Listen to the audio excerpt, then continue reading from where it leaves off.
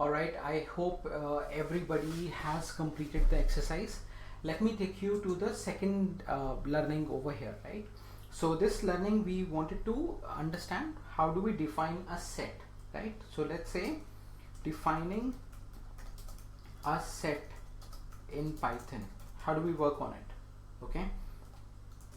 Alright, so what is basically a set in Python, right? So what we have seen so far is that there are multiple way we can use iterables, right? So we have list, we have tuples, we have dictionaries. There are some other types of variables also there which are set, right? So what is a set? Basically sets are very much similar to list, right? But they are immutable, like the way we have explained it earlier, and they are also, let me just put in there, right? The elements in the set are unique, right?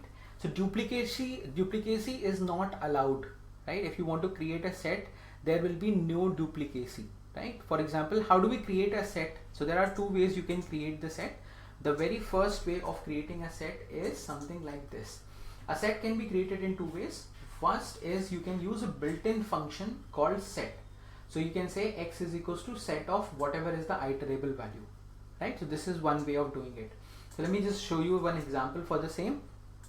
So in this case, whatever is the value, it is an iterable value again, right? So we can think of this set as a list or a tuple, or if you want to generate a set from the list or tuple, we can use this, right? So here, let's see, what is a set? So we have x is equals to set, we have some variables over here, and you can see that foo is being used multiple number of times. So if you execute this and I say what is x, you can see that by default, whenever since it is supposed to have only unique elements and duplicacy is not allowed, foo is being picked up and is being stored only one time, though I have defined this foo in multiple number of times. So this is one thing, right? And you can see that I have a list element over here. This is a list, right, where for which I am converting into a set. So suppose you have a data, and in this data, if you have a list element and you wanted to see the unique values in the list, you can always use set option there. Similarly, if you have a tuple, you can also create it from the tuple. So if you execute this, you can see that we have a tuple over here, and from the tuple I wanted to create this, and I say what is a tuple saying, execute this, and you can see that it is converting that into a set bar over here. Right? So you can see all the output here. Now even if you have some strings, they are also iterable, right? For example, if you say, suppose the name is equals to say Sudhanshu here, Sudhanshu, and I wanted to convert this into a tuple, we can always do this. So let's say I'm going to show you this. I can simply say here, let me just put in some notes for you so that you can read it whenever you want. You can simply say set of name. If you do this, it will convert this into this architecture over here. Now if you notice here, we are using curly braces over here, but curly braces doesn't mean that it's a dictionary. It is actually a set. Why it is a set? Because there is no key value pair, right? There is no key value pair.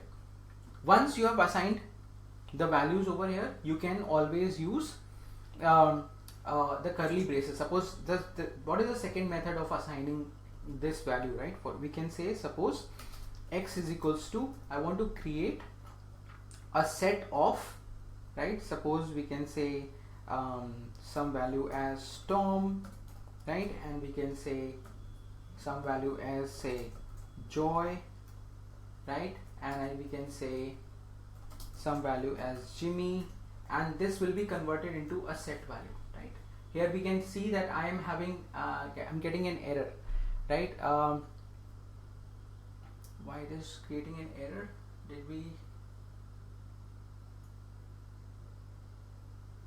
I can pass on this value over here like this, and it will work, right? And I say what is the value of x, and it will be converted into this, right? So Now since Python knows that what is the set value, what we can do over here is we can say x dot add, right? So this is like add. There are some options which are very specific to set, and you can see all the values are updated over here. I'm going to show you some of the examples.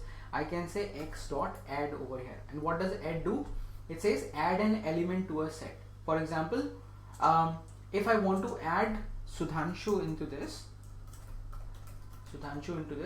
it will be adding the value to it. Suppose this will be giving me an error, I will be saying S. So you can see that Sudhanshu is being added to a set. But if I want to add something once again, suppose I want to add Jimmy over here, it will not make any changes because Jimmy is already present, right? So we can just simply say Jimmy, and you can see that Jimmy is not repeated since it is supposed to have only direct value, right? We cannot have duplicated values over here. We can create an empty set also. We can create an empty set also. Empty set. How we can create an empty set? We can say x is equals to set, and we'll say what is the value of x here. It will show that it is a set, right? It is a set, but it is an empty set. We can also verify the type of this value. We can say show me the type of x. It will say that it is a set, right? We can create this value as well. An empty set is by default showing false value, right? For example, if I say boolean of x, it will showcase as a false value.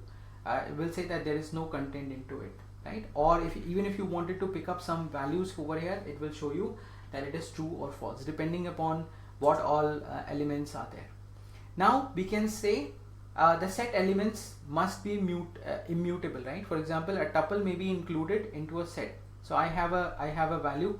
Suppose I'm defining some values over here, right? I'm defining some values over here, and if I want to change some values, it will not allow me to do so, right? So all these values has to be unique over here. Now suppose we have one array, right? Right, suppose let's say we have an array. We can say import array as arr, right? And I want to create an array over here. We can say arr dot array. I want to create an array for that, and I say 1, 2, 3. This will be 2, 3. It will be able to give me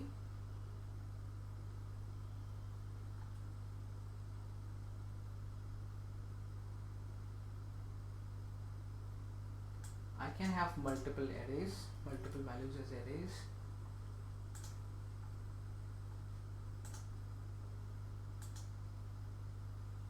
Yeah, but it is an extension of it, right? This is an extension. ARR, we have an extension.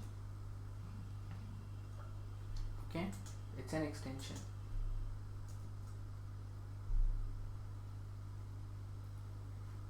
Is it taking only 2 words? 1, 2.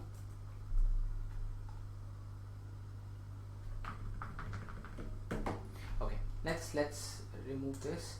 Let me show you something more into it. Now lists, when we talk about list, right, both lists and dictionaries are mutable objects, okay, but set but they can't be set elements. Okay, set elements. What does it mean? Suppose I'll say a is equals to we have a list 1, 2, 3, and we will say, if I just define them into a set, I'll say show me the set value. It will say, why am I getting errors over here?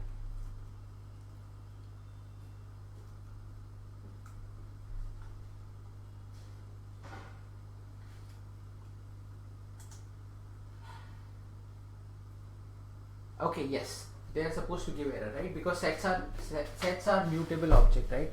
Sets are immutable object, so it will not be able to assign the list directly into this, right?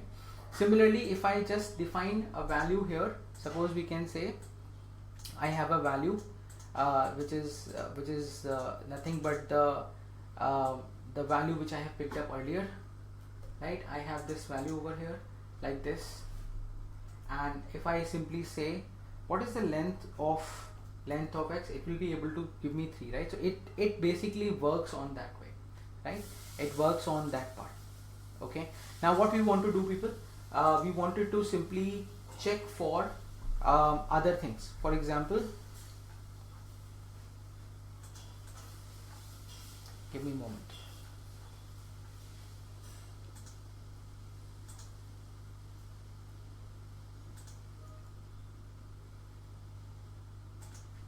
Okay, so what we want to do is we wanted to see like how the sets and everything is working for us, and what am I going to do is I'm going to show you some options which are working only for sets. Let me just pick up.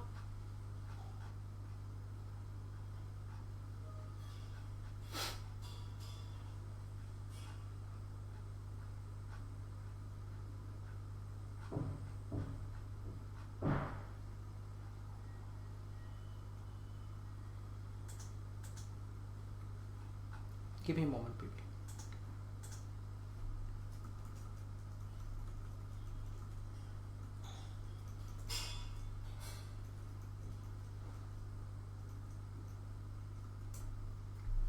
Okay, suppose we have this value over here and we wanted to see whether this value exists in X or not. We can just check in X and this will be able to tell me whether it is true or not.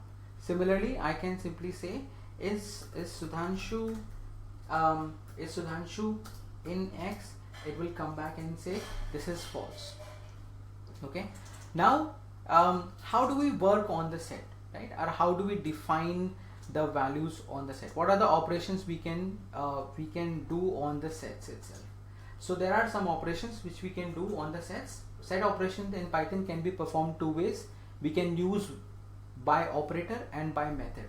So let's understand one of them step by step. Suppose I have two sets which are x1 and x2, right? Now here are some operators, right? We can use, so I'll just mention over here, we can use some operators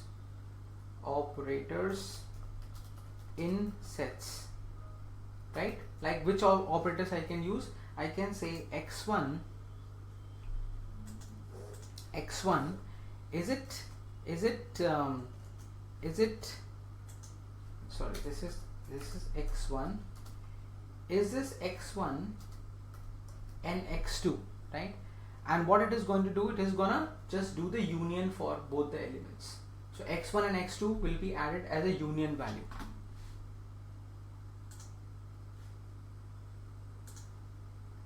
Okay, now what we want to do here, we wanted to see whether we can do the same thing with union method or not. So I will say pick up x1 and do union over here, union with x2, and this will result the same thing. Okay, we can see that this can result the same thing over here. Now can we add multiple values to it, right? How can we add multiple values to it? We can just simply say, suppose I have these 4 values, right? And I'm going to show you the two methods how we can do it with the help of operator and with the help of other values. So we have A, and we can say A dot union, and we can pass on the values over here. I want to do the union with B, C, D over here. And what is my output? It is gonna find out all the unique elements in A, B, C, D, and it is gonna show me all those values, right? Similarly, if I want to do it with the help of operator, I can say A pipe, B pipe, C pipe, and D, and execute this. You will get the same operations over here. Similarly, if I just simply say x1 intersection x2, which means that I want only the common values between x1 and x2, right? So suppose x1 and x2, what is the common values over here? I don't know, right? There could be millions of entries over here. I wanted to see the common value. It says bars is the common values over here. Look at this. We are able to see the bars values, which is the common over here. Even with the A and B, we can find out those values. Now the same can be done with the help of x1 we can say and x2, and it is going to give me the same values over here. Now suppose if I want to find out all the values which are there common in A, B and C, D, right, all of these values, this is what I'm looking for. So how can I do that? I can just simply pick up A intersection, A dot intersection. Since it's a set, it will give me this option. We can say show me B comma C comma D, and what is the output? It says 4 is the only common thing between these values. Now can we achieve the same thing with the help of some operators? We can say A, B, and we can say C, and we can say D, and it is going to give me the same operations over here, right? So it is going to give me those values. Now suppose if I have, if I wanted to like deduct the values from one to another, right? So if you see here, we have another way to think of this x dot difference, right? We wanted to do this x1 dot difference over here, right? That x1 minus x2 will return the set which is having set that the results when any elements in x2 are removed or subtracted from x1. So how does it work? Suppose we have this A, B and C, and if I say what is A dot difference in B, right, and it will give me this option, all the elements which are there in A minus whatever the elements which are there in B, right? So you will minus out. So now here 30 is being deducted, 30 is not there, right? 30, right? Similarly, I can just do that for the same thing, right? I can say A. So if I say A difference C, it will remove 300 from here. Execute this, you can see this, I'm getting 300 removed from the data. Similarly, I can say A dot difference B comma C, it is gonna reduce all the elements which are there in B and C. So only 1, 2, 3 is left. The same can be achieved with A minus B minus C, and it will give me the same output, something like this.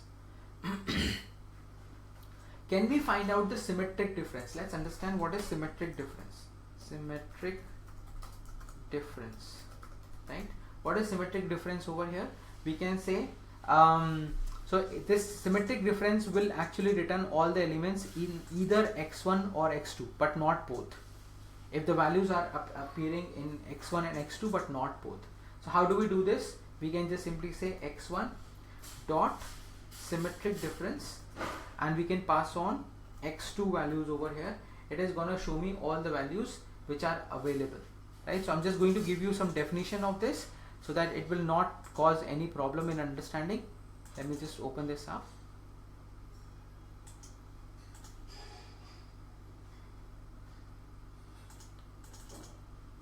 Okay, I have some notes written for you. I'm just trying to show you those notes. It seems that the system is freezing out a bit. Okay, we can also find out the other element. There are various operators which we can use within the sets itself, right?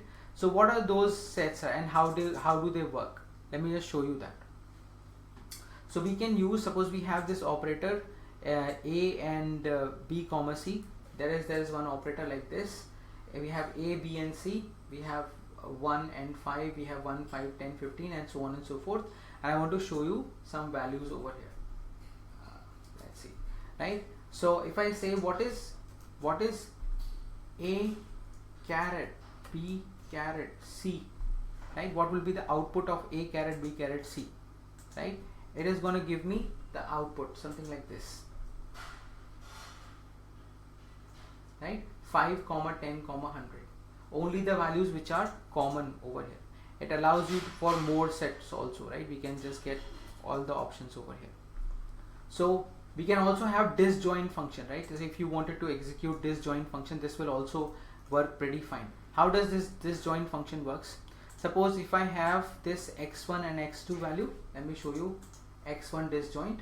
So it determines whether or not two sides have any things in common or not.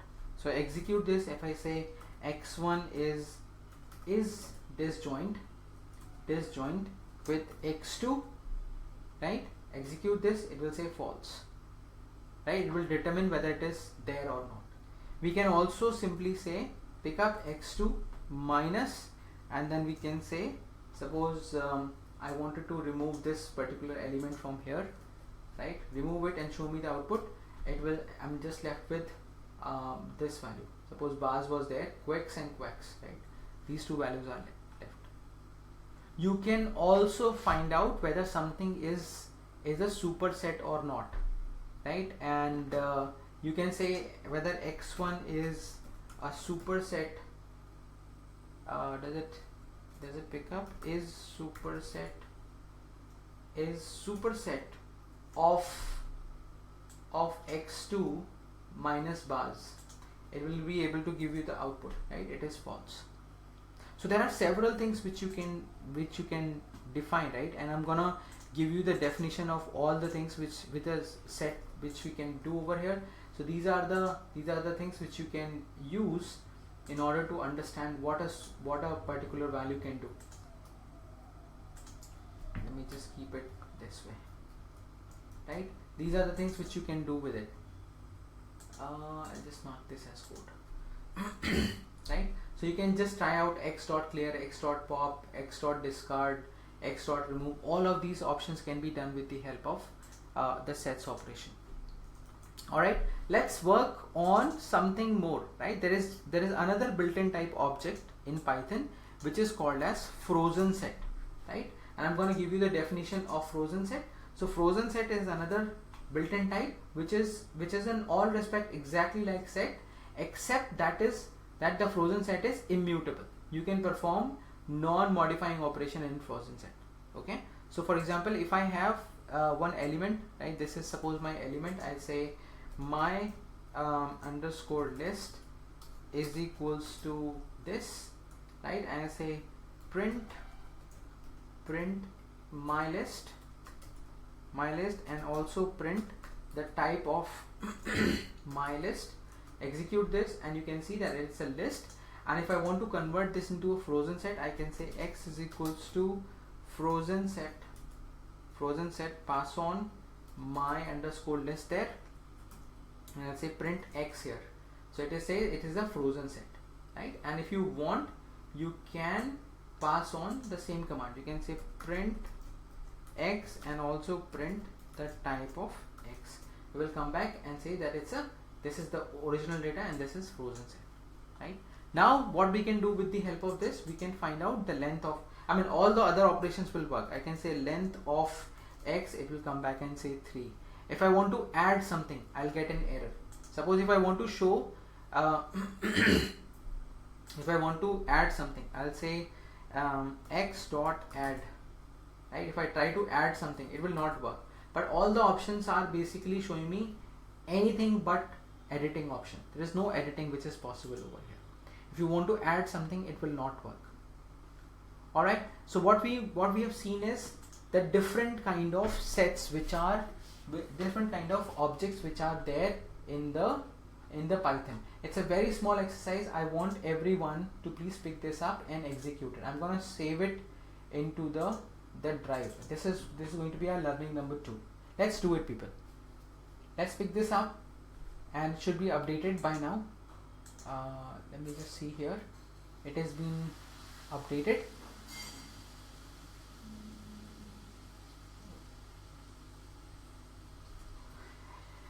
See, at times, people, what happens is when we want to work on different kind of data, we wanted to freeze the elements that, okay, we do not want to change anything in this. That's where we use set and frozen set. Now suppose there are different kind of employees in my data, right? So some employees have left the organization and joined it back, and if I wanted to know, right, total number of people, right, who are employed in my organization, I can always use set over there. Similarly, if I wanted to freeze the number of elements, we can always use frozen set as well.